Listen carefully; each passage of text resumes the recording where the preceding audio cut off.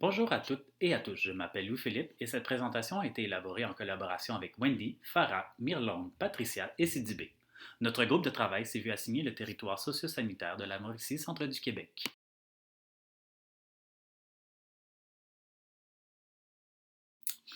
Dans cette présentation, nous ferons un survol de la région pour ensuite s'attaquer à la priorisation des problèmes de santé que nous avons faits. Puis, nous ferons une analyse des besoins pour ensuite terminer sur nos priorités d'intervention dans la région.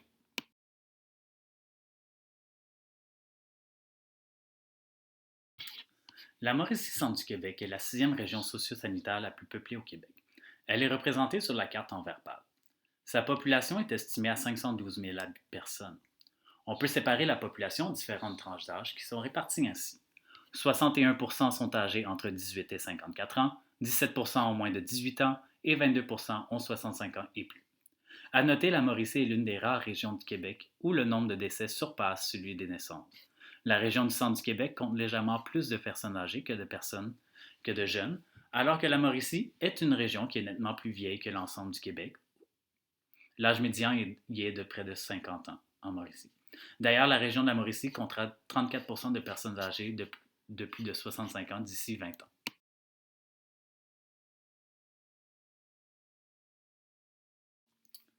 À l'aide de cette carte montrant les niveaux de défavorisation sociale et matérielle, on se rend compte que la région socio-sanitaire de la Mauricie-Centre du Québec présente sur une grande partie de son territoire la couleur orange et mauve, signifiant une grande défavorisation tant matérielle que sociale. C'est particulièrement vrai pour la Mauricie, qui présente une grande région mauve.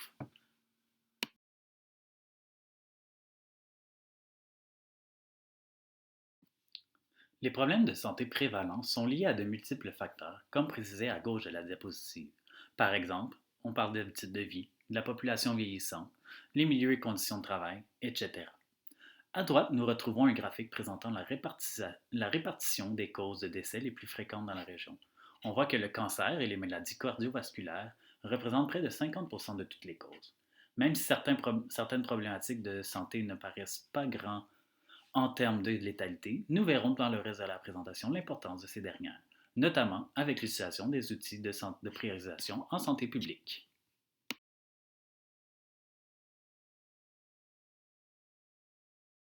Nous allons maintenant passer aux problèmes de santé que nous avons jugés plus importants et qu'il était nécessaire de décortiquer avant d'en faire ou non une priorisation pour notre programme d'intervention.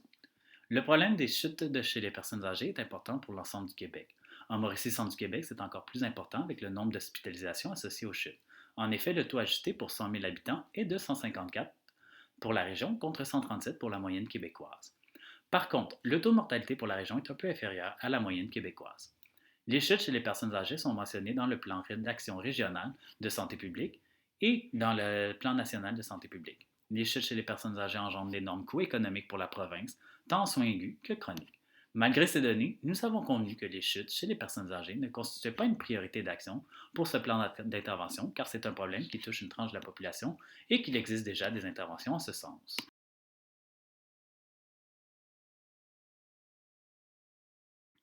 Quant à la surdité professionnelle, l'indicateur est plus élevé en Mauricie-Centre du Québec que le reste du Québec, c'est-à-dire de 8,6% contre 7,5% respectivement. Cette problématique est aussi mentionnée par le PNSP comme étant un problème de santé publique qui pourrait être évité par des actions préventives. Toutefois, il n'est pas en soi une priorité car il ne concerne pas que les travailleurs et n'est pas mortel. Par ailleurs, l'augmentation des cas est due au fait que la CNSST reconnaît plus de cas par un changement de norme qui a eu lieu en 2016.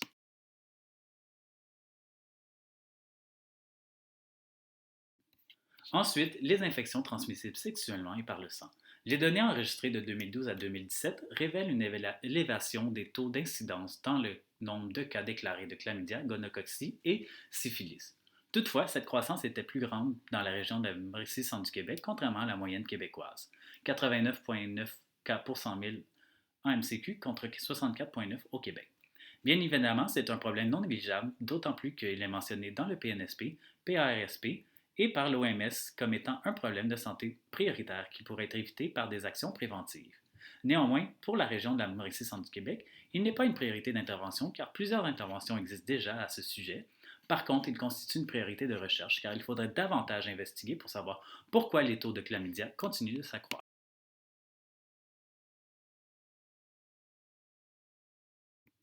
Le suicide constitue un problème majeur en Mauricie-Centre du Québec pour les raisons suivantes. Selon l'INSPQ, la région a enregistré le quatrième taux le plus élevé de mortalité par suicide au Québec entre 2014 et 2016, soit 16,1 contre 13,0 pour l'ensemble du Québec. La Mauricie-Centre du Québec a également enregistré l'un des taux d'hospitalisation pour les tentatives de suicide les plus élevés de la province en 2013-2014. Lorsque nous considérons les groupes d'âge, les décès pour suicide sont plus importants que la moyenne québécoise chez les 12-17 ans, les 18-24 ans et les 65 ans et plus. On parle respectivement de taux de 9,3 contre 4,8, 23,7 contre 16,8, 13,1 contre 12,7. Le suicide préoccupe autant les gouvernements fédéral et provincial que les organismes communautaires tels que l'Association québécoise de la prévention du suicide. Le suicide constitue un problème de santé prioritaire pour la région car il touche l'ensemble de la population. Il affecte particulièrement la population active et représente un fardeau élevé pour la région en termes de perte de ressources humaines et financières. Enfin, le suicide représente une cause de décès évitable par laquelle il est possible d'intervenir.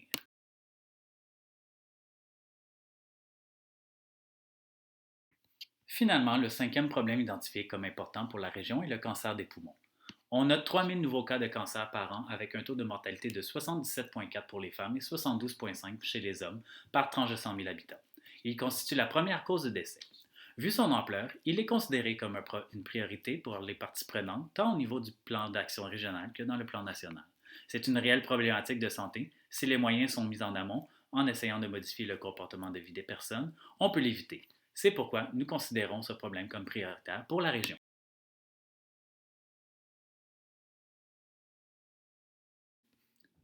À travers l'arbre décisionnel inspiré de Pinault et collègues présenté ici, nous pouvons conclure que le cancer est une priorité de recherche évaluative quant aux efforts déjà mis en place pour en réduire l'incidence et la mortalité. Le suicide, quant à lui, est notre priorité d'action.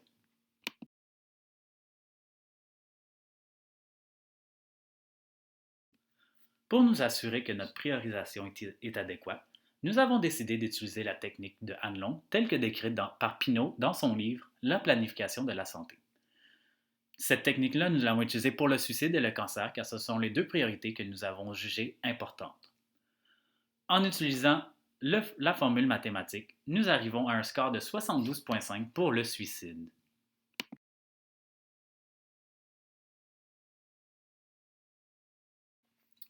En procédant de la même façon qu'avec le suicide, nous totalisons 36,2 pour le cancer des poumons. La grande différence se retrouve au niveau de l'efficacité d'intervention pour le cancer, car nous considérons qu'elle est plus difficile à obtenir et plus difficilement circonscrite.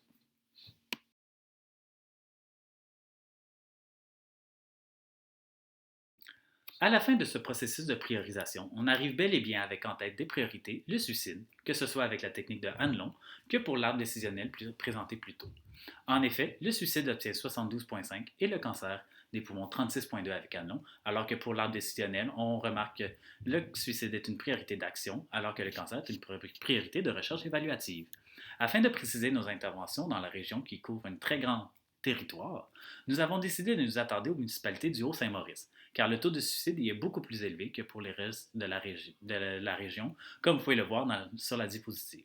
Par contre, la plupart des interventions couvriront l'ensemble du territoire.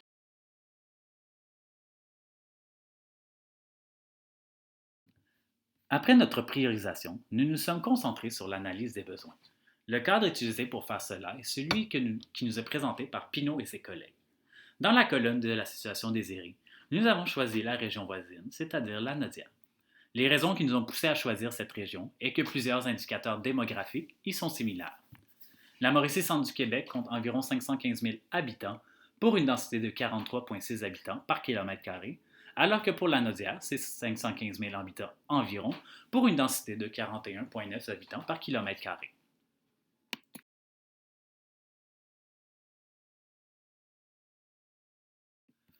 Constatant qu'en Mauricie-Centre du Québec, le taux de suicide affecte plus les hommes que les femmes, comme d'ailleurs partout ailleurs, néanmoins l'écart entre les sexes est particulièrement marqué dans cette région.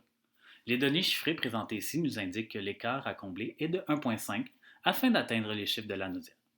Ainsi, nous désirons agir sur le déterminant du genre en menant des actions vers une population qui s'identifie comme étant homme de 12 à 18 ans, car les campagnes de sensibilisation en milieu scolaire ont prouvé être le type d'intervention basée sur la population cible qui s'avère efficace et ont le potentiel de faire avancer le domaine de la prévention du suicide. Le programme vise à réduire la stigmatisation entourant les problèmes de santé mentale et à promouvoir les comportements de recherche d'aide en consultation psychologique parmi les ados s'identifiant comme hommes de 12 à 18 ans.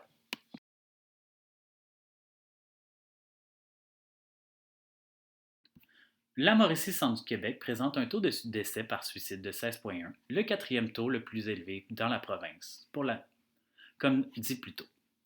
Ces chiffres représentent un pourcentage de décès 22% plus élevé que ceux enregistrés dans la région de la Nodière. Le taux de décès enregistré dans celle-ci pour cette période est de 13,2 pour 100 000 habitants, ce qui constitue une différence entre les taux de décès de 2,9. Considérant le fait que le suicide est un problème de santé évitable, donc modifiable, une intervention en prévention en suicide visera une baisse du taux de décès en Mauricie, Centre du Québec de 2,9 pour 100 000 habitants, sur une période d'au moins 24 mois. Nous proposons en termes d'action une diminution des décès au moyen d'une prise en charge adéquate et continue à la fin de leur hospitalisation des jeunes, adultes et personnes âgées ayant déjà fait une tentative de suicide. La tentative de suicide passée étant considérée comme un facteur de risque élevé du passage au suicide.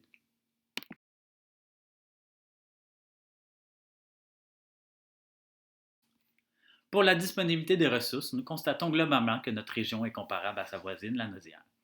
Cependant, le nombre de lits disponibles semble être plus bas et des efforts en termes d'augmentation d'équipements devraient être faits en mettant un accent particulier sur le nombre de lits et la formation des professionnels de santé en santé mentale.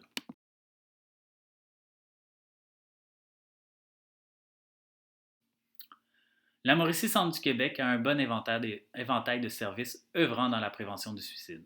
Par contre, ici sont présentés les services pour lesquels la Nodière est mieux outillée, les centres de réadaptation en dépendance et les lignes d'écoute téléphonique.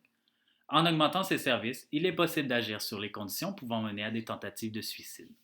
C'est pourquoi nous proposerons des interventions qui agiront en ce sens.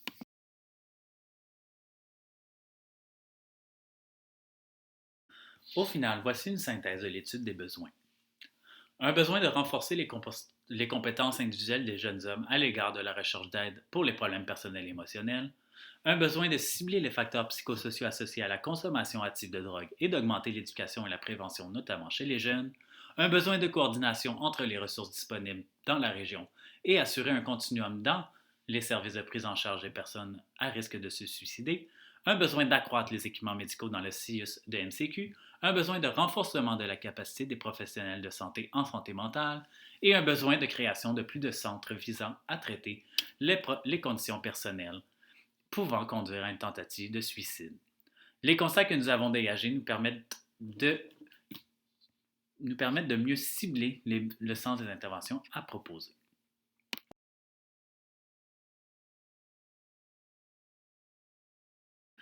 Dans toute notre recherche, nous en sommes venus à lister un grand nombre de déterminants en lien avec le suicide.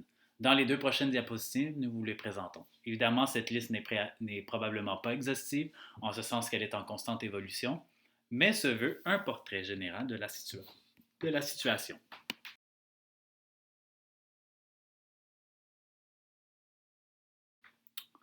À noter que parmi ces différents déterminants, nous avons décidé d'agir sur les compétences individuelles en lien surtout avec le genre, l'âge et l'isolement associés, les habitudes de vie, plus particulièrement l'activité physique et les loisirs, la consommation de drogues illicites et licites, les antécédents familiaux et l'accès aux ressources, et finalement les milieux de vie pour atteindre les jeunes enfants et leurs parents. Ces interventions seront décrites dans les prochaines diapositives.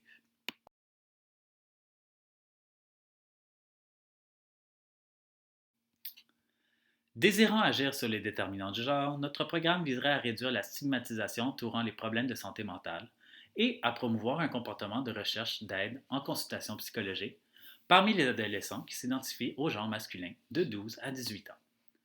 Le programme mené sous le nom de Silence is Deadly en Australie a fait ses preuves puisque les résultats indiquent une augmentation de 133% du nombre d'élèves de sexe masculin cherchant de l'aide en consultation psychologique après avoir bénéficié du programme. C'est pourquoi ce volet de notre intervention déployée dans le milieu scolaire visera les jeunes de 12 à 18 ans, plus particulièrement ceux s'identifiant au genre masculin.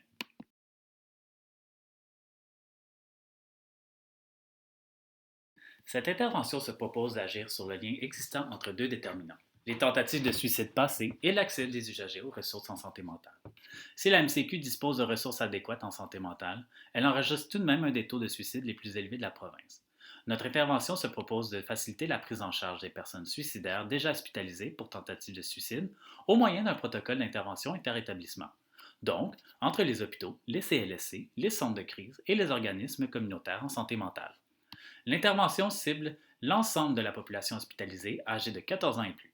Un protocole de référence permet non seulement d'éviter un bris de service au congé de l'hôpital, mais également une harmonisation des services reçus à l'hôpital et ceux nécessaires après l'hospitalisation.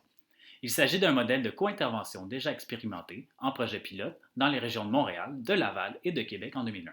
C'est un protocole qui a eu des résultats positifs sur la relation entre les établissements et les services offerts à la clientèle. Une autre intervention du même type en Angleterre a permis de diminuer les récidives d'auto-empoisonnement chez les clientèles étudiées. On parle de seulement 14,6% de récidives. En Mauricie, centre du Québec, ce protocole de référence contiendrait deux volets, une référence au CLSC adulte de l'usager par l'hôpital et une évaluation du guichet d'accès en santé mentale adulte du CLSC.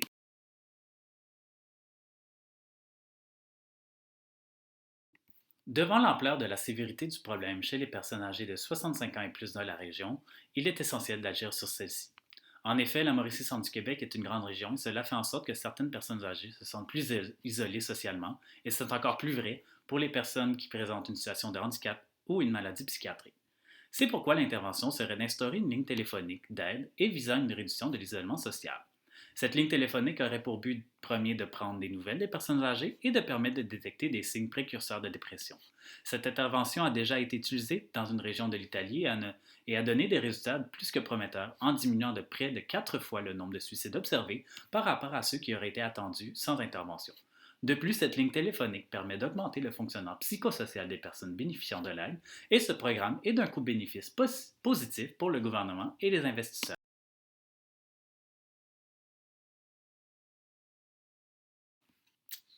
En faisant la promotion de l'activité physique de façon générale, surtout celle des loisirs, nous agissons sur le déterminant habitude de vie et comportement. Cela favoriserait la pratique de l'activité physique et de dissuader l'idéation suicidaire chez les jeunes adultes. Des recherches épidémiologiques suggèrent que l'activité physique est associée à une diminution de la prévalence de la dépression, un des facteurs de risque pour les suicides. Une étude faite par McCurcher et collègues arrive à cette conclusion avec des résultats statistiquement significatifs.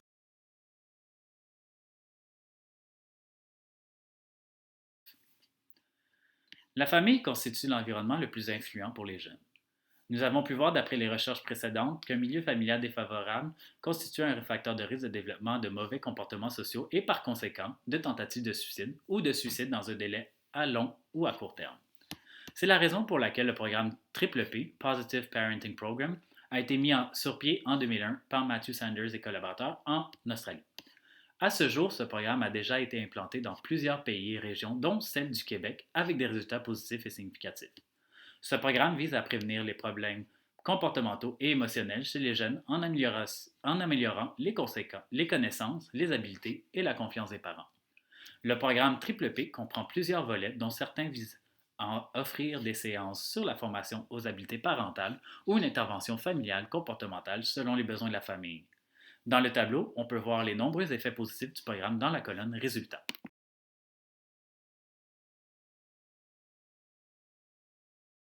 La consommation de substances licites et illicites chez les jeunes de 15 à 24 ans est prévalente dans la région étudiée, donc 34%. Ainsi, il est pertinent de mettre en place une intervention de prévention et d'éducation ciblant les jeunes. L'intervention choisie s'appuie sur la mobilisation communautaire, parents et élèves, afin d'être le plus global possible. Le programme démontre des résultats statistiquement significatifs avec une réduction de l'abus des substances. Notre intervention veut s'ancrer dans une optique de réduction des risques auprès d'un public vulnérable, les jeunes étant plus influençables par leurs pairs. L'intervention a lieu dans un milieu scolaire, car ce lieu est propice à une intervention d'éducation auprès des jeunes.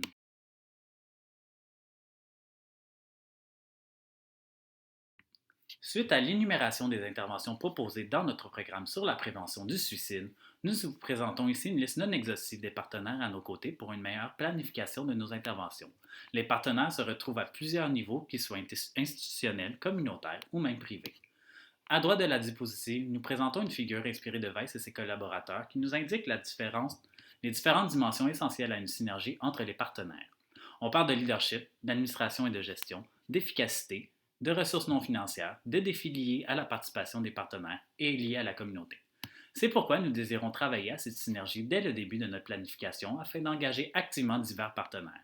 Tout cela afin de créer un environnement qui favorise des interactions productives entre les partenaires et pour faciliter une participation significative de chacun afin d'aller chercher plus qu'un simple échange de ressources. Nous souhaitons ainsi combiner les perspectives, les ressources et les compétences individuelles des partenaires afin que le groupe que nous formerons crée quelque chose de nouveau et de précieux ensemble, un tout supérieur à la somme de ses parties individuelles. Pour terminer, cette démarche nous a poussé à agir prioritairement sur le suicide en raison des indicateurs élevés de ce problème, ainsi que le fardeau immense qu'il représente tant dans l'entourage immédiat de la personne qui se suicide qu'à la société en termes de coûts de santé et de diminution de personnes en âge de contribuer économiquement. Il ne faut toutefois pas oublier que plusieurs autres problèmes sont importants dans la région et que ceux-ci feront l'objet d'autres planifications. Nous vous remercions pour votre écoute et n'hésitez pas à nous poser des questions pour en savoir plus.